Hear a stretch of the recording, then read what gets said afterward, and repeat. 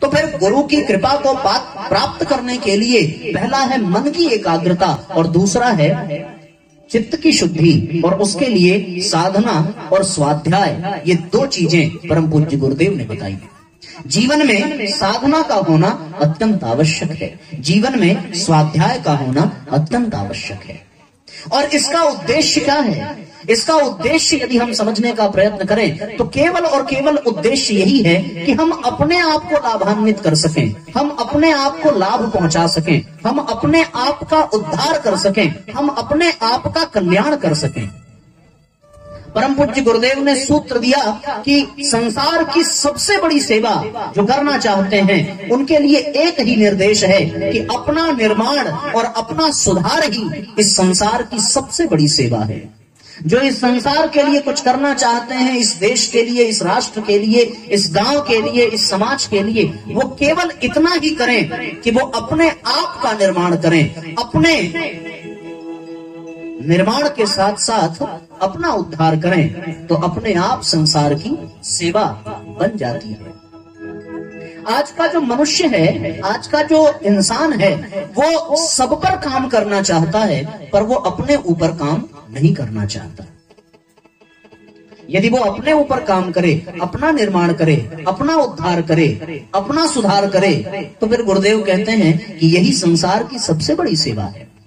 अभी अखंड ज्योति पत्रिका के स्वाध्याय में फरवरी अंक के आप उठा करके पढ़ना, उस पत्रिका का पहला पृष्ठ इसी अध्याय को दर्शाता है कि संसार की सबसे बड़ी सेवा है अपना निर्माण करना। हम अपने आप को सुधार लें तो संसार का एक व्यक्ति सुधर जाता है, और यदि इसी तरीके से हर व्यक्ति ने यह प्रयत्न किया तो देखते देखते पूरा संसार सुधर जाता है और यही सारे देवता बन जाते हैं। फिर हमें स्वर्ग पाने के लिए देवलोक में जाना नहीं पड़ता, बल्कि स्वर्ग ये धरती बन जाती है और देवता खुद इस धरती पर आकर के निवास करने लगते हैं। ये कैसे संभव होगा? अपने सुधार से, अपने निर्माण से, अपने कल्याण से। हमें पता करना होगा कि हम अपने भीतर की बुराइयों को पहचानें और उसे निकाल कर बाहर करें। जब ये हो जाता है तब साथियों वास्तव में व्यक्ति अध्यात्म के पथ पर चल पाता है। जो वृक्ष फल देता है वो वृक्ष किसी को निमंत्रण नहीं देता कि हमारे फल पक गए हैं, आइए और फल लेकर के जाइए। वो किसी को बुलाता नहीं है।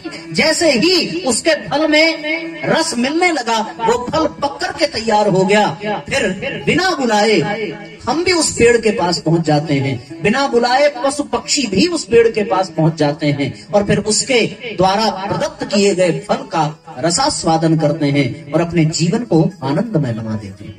वो पेड़ कहीं जाकर के किसी की सेवा नहीं कर रहा है, वो पेड़ कहीं पहुंच करके किसी को लाभ नहीं पहुंचा रहा है, बस उसने अपना निर्माण कर लिया, अपने फल को पका करके उसने अपने को सेवा करने के योग्य बना दिया। फिर दुनिया खुद उसकी तरफ खिंचती चली आती है और उसके पास जाकर के उसके फल से लाभ पाती है। उसने केवल अपना निर्माण किया।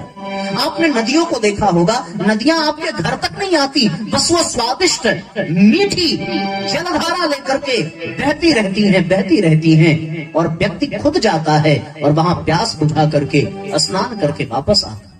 उस नदी ने अपने आप को योग्य बना दिया, अपने आप को उत्तम बना दिया, अपने आप को पवित्र बना दिया। गंगा आपके घर तक नहीं आती पर हम हजारों खर्च करके गंगा स्नान के लिए जाते हैं, केवल इसलिए क्योंकि वो अपने आप को योग्य बना करके हमारी सेवा कर रही है, हमारा उद्धार कर रही है। सूर्य से ये कहना नहीं पड़ता कि हमारे घर में रोशनी दीजिए, हमारे घर को प्रकाशित करिए। सूर्य तो तप रहा है, प्रकाश दे रहा है, अपने को योग्य बना करके हम स्वयं उसके प्रकाश से लाभान्वित हो रहे हैं। किसी से कहना नहीं पड़ता, बस अपने को योग्य बना लिया, अपने का निर्माण कर लिया, अपने का उद्धार कर लिया, अपना कल्याण कर लिया, तो फिर साथियों वह दूसरों के कल्याण करने के योग्य बन जाता है। उसे और कुछ करने की आवश्यकता नहीं होती। जिस परमात्मा की तलाश में हम कभी व्याकुल हो जाते हैं, कभी भटकने लगते हैं, व्यथित हो जाते हैं, परेशान हो जाते हैं, उस परमात्मा के पास जाने की आवश्यकता ही नहीं पड़ती। वो परमात्मा खुद चल करके आता है। आवश्यकता है स्वयं को योग्य बनाने की, स्वयं को पात्र बनाने की। शबरी ने वर्षों इंतजार किया, पर उसे कहीं जाने की आवश्यकता नहीं पड़ी। जब उसकी पात्रता सिद्ध हो गई, भगवान नंगे पांव चल करके आए, उसे कहीं जाना नहीं पड़ा।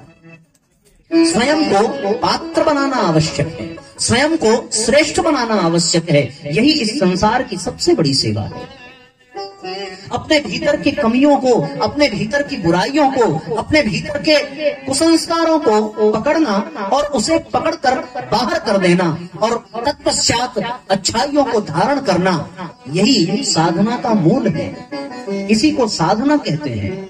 और गायत्री मंत्र की जिन्होंने दीक्षा ली है, जो गायत्री को जपते हैं, उनके लिए तो ये अनिवार्य हो जाता है, क्योंकि गायत्री मंत्र का जप करने वाला गायत्री मंत्र के पूर्ण लाभ को तभी प्राप्त कर सकता है जब उसके जीवन में साधना हो, उसके जीवन में निर्माण हो, उसके जीवन में उत्थान हो। अपने आप को योग्य बनाना, बस इतनी सी बात यदि हो जाए तो फिर साथियों बात बन जाती है और जीवन धन्य हो जाता है। वास्तविकता तो यह है कि हमारा भगवान से बहुत पुराना रिश्ता है। उस रिश्ते को ना आप कभी तोड़ सकते हो, न मिटा सकते हो। वो सदैव हमारे पिता, हमारे बाप, हमारे पुत्र और हमारे भाई, हमारे दोस्त, हमारे मित्र, हमारे जो रिश्ता हम भगवान से जोड़ने, उसी रिश्ते में बंध करके वो हमारा साथ देते हैं। यह आवश्यक है कि हम परमात्मा से रिश्ता बनाएं, और ये तभी संभव है जब हम अपना निर्माण करने को तैयार हों, जब हम अपना उद्धार करने को तैयार हों।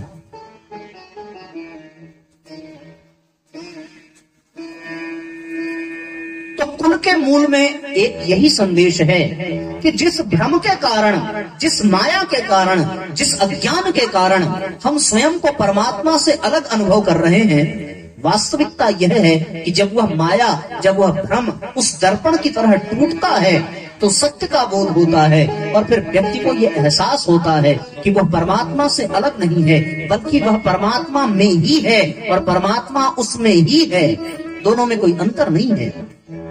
और आपके पति पत्नी का रिश्ता कोई एक जन्म का होगा, पिता पुत्र का रिश्ता कोई एक जन्म का होगा, पर परम पूज्य गुरुदेव से, उस परम पिता से आपका जो संबंध है वो एक जन्म का नहीं, बल्कि जन्म जन्मांतरों का रिश्ता होता है। जन्म जन्मांतरों के बंधन होते हैं। कई जन्मों से बुला रही हो, कोई तो रिश्ता जरूर होगा।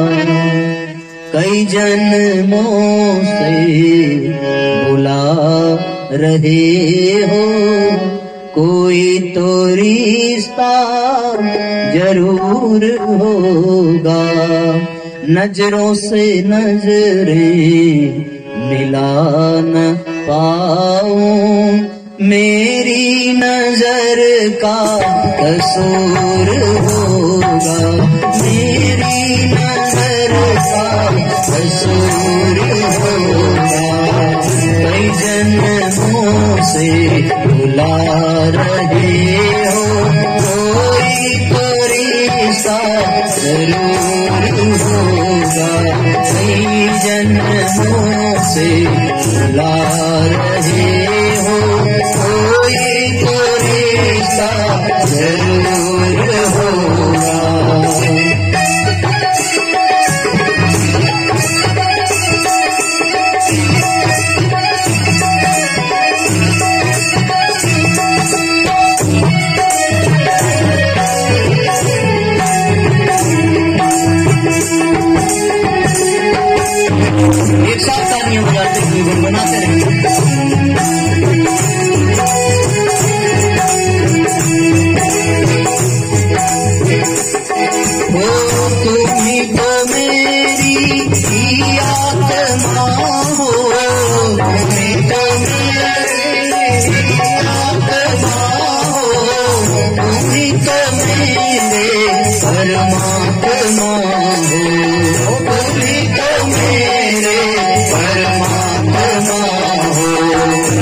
में ही रहकर मुझसे ही पलता, मुझ में ही रहकर मुझसे ही पलता, पर्दा हटाना जरूर होगा, पर्दा हटाना जरूर होगा, जन से ला रहे हो कोई तो रिश्ता जरूर होगा।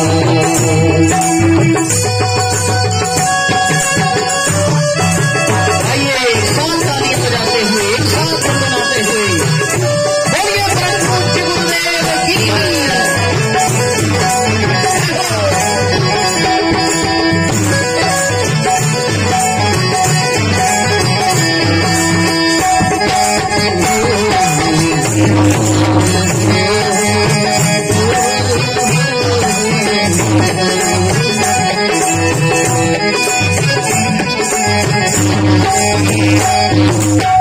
तुम्हीं तो मेरे माता पिता हो, तुम्हीं तो मेरे माता पिता हो, तुम्हीं तो मेरे बंधु सखा हो, तुम्हीं तो मेरे बंधु सखा हो, कितने ही नाते तुम संग जोड़े, कितने ही नाते तुम संग जोड़े, कोई तो नाता जरूर होगा, कोई तो नाता जरूर होगा, कई जन्मों से बुला रहे हो कोई तो रिश्ता जरूर होगा।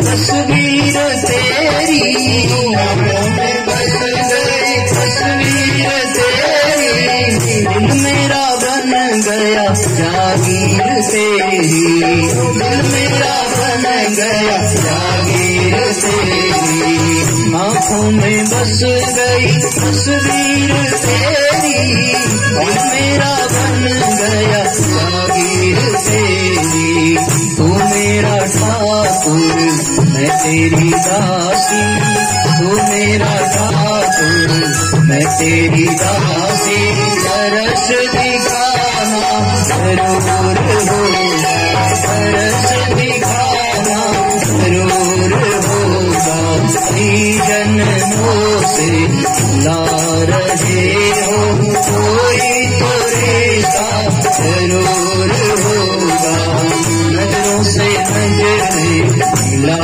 न पाऊं, मेरी नजर का कसूर होगा, मेरी नजर का कसूर होगा, मेरी नजर का कसूर होगा, कोई तो रिश्ता जरूर होगा, कोई तो रिश्ता।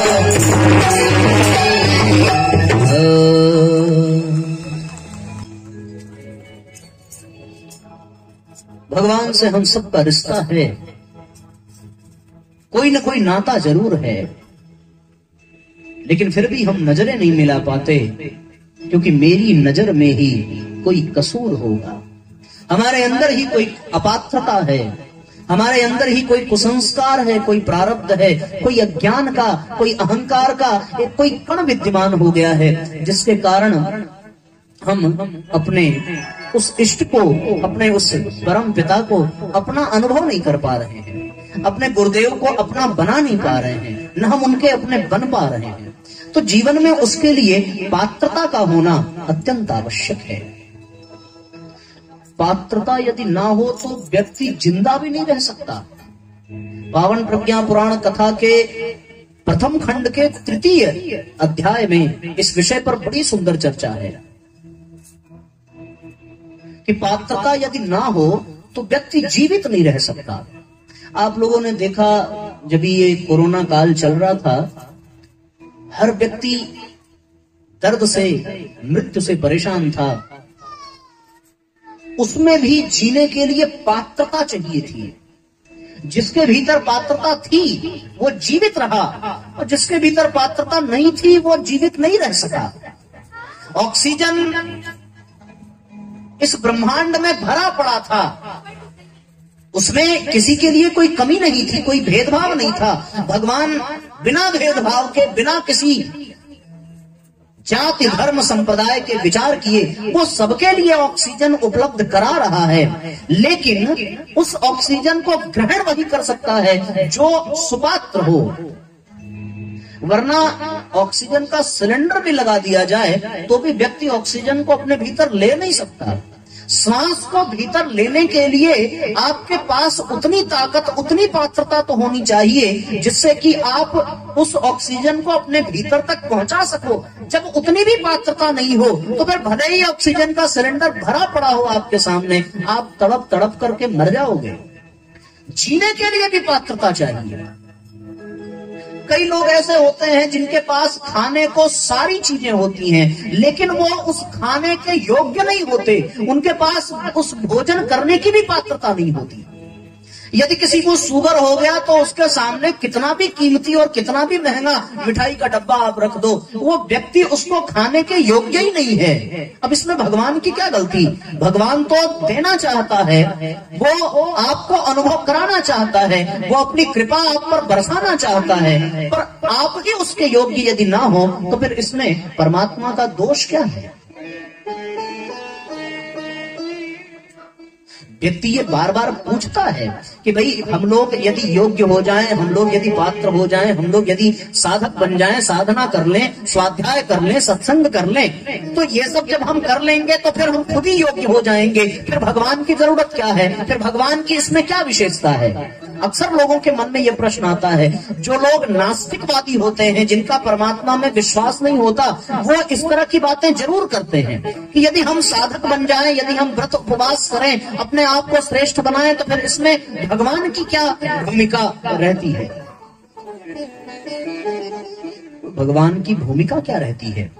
पर भगवान का भी एक सिद्धांत है कि आपको सुपात्र तो बनना पड़ेगा, आपको योग्य तो बनना पड़ेगा, और उसके लिए आपको अपना निर्माण करना पड़ेगा, अपना कल्याण करना पड़ेगा। और इसी को परम पूज्य गुरुदेव ने कह दिया कि ये संसार की सबसे बड़ी सेवा है। अपना सुधार ही संसार की सबसे बड़ी सेवा है। अपने को सुपात्र बना लेना, अपने को योग्य बना लेना, हमें अपने को पात्र बनाना चाहिए। यदि हम अपने भीतर की पात्रता को विकसित न कर सके तो फिर हम साधना नहीं कर सकते, और हम फिर अपने चित्त की शुद्धि भी नहीं कर सकते। मन की एकाग्रता के लिए चित्त का शुद्ध होना अत्यंत आवश्यक है। यदि उस चित्त में क्लेश भरा हो, कलह भरा हो, कुसंस्कार भरे हो, प्रारब्ध गंदे भरे पड़े हो, और फिर कुप्रवृत्तियां भरी पड़ी हो, तो फिर मन एकाग्र हो नहीं सकता। उसके लिए चित्त का शुद्ध होना आवश्यक है, और उसके लिए आपको सुपात्र होना आवश्यक है। तो पात्रता का अर्जन करना पड़ता है, अपने आप को योग्य बनाना पड़ता है। इसकी शुरुआत होती है वो उसी से, मन की एकाग्रता से। दोनों एकदम बंधे पड़े हैं। मन की एकाग्रता चित्त की शुद्धि के बिना हो नहीं सकती, और चित्त की शुद्धि के लिए मन की एकाग्रता का होना आवश्यक है। फिर उपासना के क्रम में परमात्मा के शरण में जाना पड़ता है, परमात्मा से प्रार्थना करनी पड़ती है, गुरुदेव की शरण में जाकर के ये निवेदन करना पड़ता है कि भगवान हम आपके शिष्य बनना चाहते हैं, हम आपके भक्त बनना चाहते हैं, हम सुपात्र बनना चाहते हैं, हमें पात्र बनाइए। और फिर पूर्ण समर्पण करना पड़ता है। वो समर्पण ही मन की एकाग्रता है, वो समर्पण ही चित्त की शुद्धि का शुभारंभ है। और वो 4 संयम जो गुरुदेव ने बताए, इंद्रिय संयम, समय संयम, अर्थ संयम और विचार संयम, इन चारों को जो जितना संयमित कर सकेगा वह उतने ही मात्रा में सुपात्र बनता चला जाएगा, वह उतने ही मात्रा में ऊपर उठता चला जाएगा, वह उतने ही मात्रा में श्रेष्ठ बनता चला जाएगा। मित्रों, ये जो मनुष्य है ना, मनुष्य की स्थिति बिल्कुल बीच की स्थिति है। ये बिल्कुल बीच में खड़ा है। एक ऐसे स्थान पर मनुष्य योनि का स्थान है जिसके नीचे बहुत गहरी खाई है और जिसके ऊपर बहुत विशाल पर्वत है, बड़ी बड़ी अट्टालिकाएं हैं, और मनुष्य बिल्कुल बीच में है। अर्थात मनुष्य के पास दोनों तरह के विकल्प हैं, चाहे तो वो नीचे भी गिर सकता है और चाहे तो वो ऊपर भी उठ सकता है। मनुष्य योनि बिल्कुल बीच की योनि है। यदि नीचे गिरे तो भूत प्रेत पिशाच पलीत वृक्ष पशु पक्षी आदि बनता है और वो नीचे की योनियों में चला जाता है। और यदि वो ऊपर उठना चाहे तो सिद्ध संत महात्मा देवात्मा देव गंधर्व आदि बनता चला जाता है और परम पूज्य गुरुदेव जैसी अंतरात्मा का होकर के वह परम पिता परमेश्वर के समान हो जाता है। ये मनुष्य की स्थिति है, मनुष्य जन्म की, मनुष्य योनि की। उसके पास दोनों है। नीचे जाए अगर तो केवल दुख है, दर्द है, कष्ट है, कठिनाइयां है, पतन है, पराभव है। और यदि वो ऊपर उठता है तो उत्थान है, उत्कृष्टता है, उन्नति है, उद्गम है, आनंद है, सुख है, परम आनंद है। ये ऊपर की स्थिति है। ऊपर की स्थिति में देवता संत महात्मा दिव्य आत्मा रहते हैं और नीचे की स्थिति में वहीं फिर निचले स्तर के नर पिशाच नर पशु स्तर के लोग रहते हैं। और नीचे गिरना बहुत सरल है, बहुत सरल। जरा सा भी आपने सावधानी हटाई, आप तुरंत पतन के गर्त में गिरने लगोगे और कितने नीचे चले जाओगे उसकी कोई सीमा नहीं है। वो व्यक्ति गिरता ही जाता है, गिरता ही जाता है।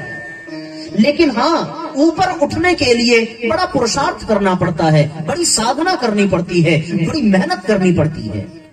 जल को आपने नीचे छोड़ दिया तो वो बिना किसी माध्यम के भी नीचे गिरता चला जाएगा, लेकिन उसी जल को यदि आपको ऊपर उठाना है तो फिर किसी यंत्र का सहारा लेना पड़ता है। फिर उसके लिए विद्युत चाहिए, फिर उसके लिए पंप चाहिए, उसके लिए फिर बहुत सारे सरंजाम जुटाने पड़ते हैं, तब वो जल की धारा ऊपर की ओर जाती है। उसी तरह व्यक्तित्व को यदि नीचे गिराना हो तो फिर वो कोई कठिन काम नहीं है।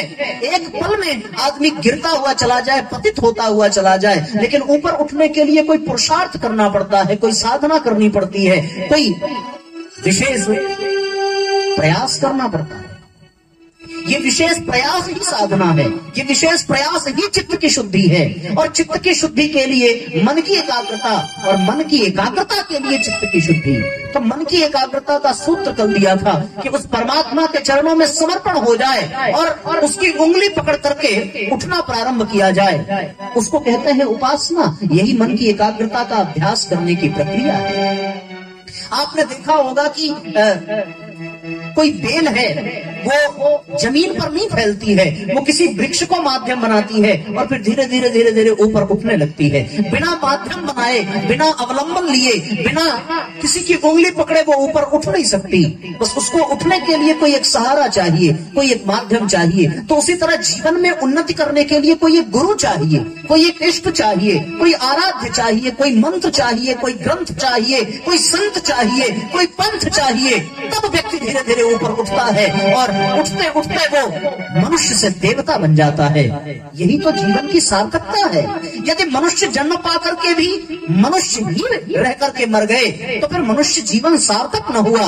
अरे पशु पक्षी का जीवन था तो बढ़ते बढ़ते मनुष्य योनि तक आए, अब मनुष्य से भी तो ऊपर उठे। कहीं ऐसा न हो कि यहाँ से नीचे गिरकर फिर से पशु पक्षी की योनि में जाना पड़े। इसकी सार्थकता है कि अब यहाँ से ऊपर उठ करके देव योनि को प्राप्त हो, और इसके लिए कोई साधना, कोई अनुष्ठान, कोई संकल्प होना चाहिए, कोई भाव होना चाहिए। तो फिर श्रीमद् पावन प्रज्ञा पुराण कथा का ये तृतीय अध्याय, जिसमें परम पूज्य गुरुदेव ने महर्षि पिपलाद के द्वारा सूत्र प्रतिपादित कराया, वो यही कि अपनी पात्रता को विकसित करो, और पात्रता के विकास के लिए जीवन में संयम और साधना होनी चाहिए। और संयम को 4 प्रकार से गुरुदेव ने सामने रखा: इंद्रिय संयम, समय संयम, अर्थ संयम और विचार संयम। बिना इसको किए आपको उत्थान मिल नहीं सकता। बिना इसको किए व्यक्ति उत्कृष्टता को प्राप्त नहीं हो सकता। बिना इसको किए व्यक्ति ऊपर उठ नहीं सकता।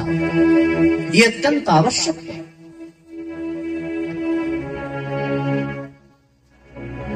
आप कितना भी गिड़गिड़ाओ भगवान के सामने, उसे कोई फर्क नहीं पड़ता है। चाहे कितनी भी निंदा हो, उस परमात्मा को कोई फर्क नहीं पड़ता। चाहे कितनी भी स्तुति हो, उसको कोई इससे मतलब नहीं है। हम परमात्मा को समर्पण भाव से देखें और फिर इन 4 संयम को अपने जीवन में धारण करके अपना उत्थान करें, तो ही हम पात्र बन सकेंगे, तो ही हम योग्य बन सकेंगे।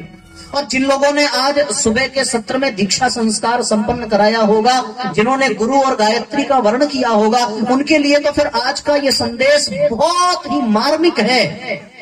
उनको ये समझना पड़ेगा कि आपको जीवन में ये संयम अपनाना चाहिए। आज का व्यक्ति खुद कुछ करना नहीं चाहता, उसे केवल स्तुति और प्रार्थना से ही सब कुछ प्राप्त करने की मनसा बन जाती है। वो भगवान के पास जाता भी है तो अपने जीवन में कोई परिवर्तन नहीं करता, बस वो चाहता है कि भगवान सब कर दे। इसी भाव से तो वो मंदिर में भी जाता है। एक भक्त का बड़ा सुंदर भाव है।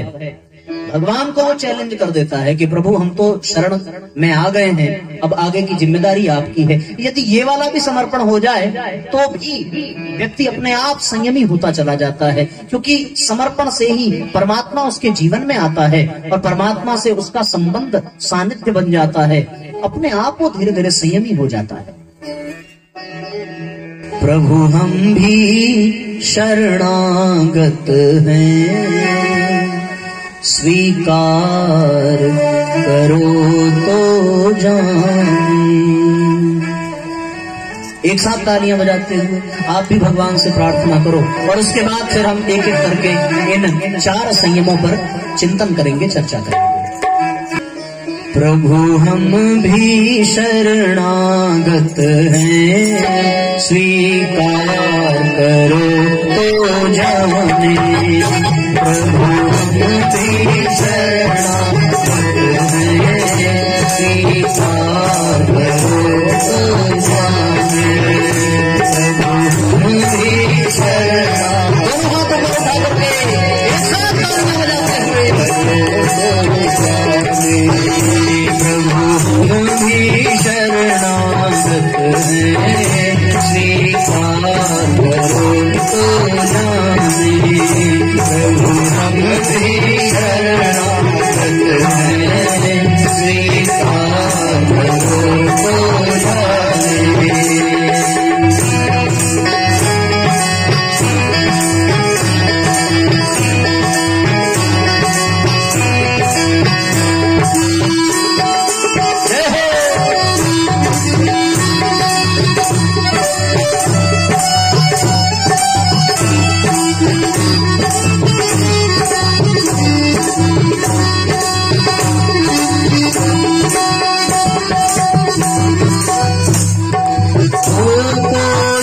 जप करता स्वामी, कोई तप करता स्वामी, कोई जप करता स्वामी, कोई तप करता स्वामी। हमने केवल पाप किए हैं, हमने केवल पाप किए हैं, उद्धार करो तो जाने। हमने केवल पाप किए हैं, उद्धार करो तो जाने। प्रभु हम तेरी शरणागत हैं, स्वीकार करो तो जाने।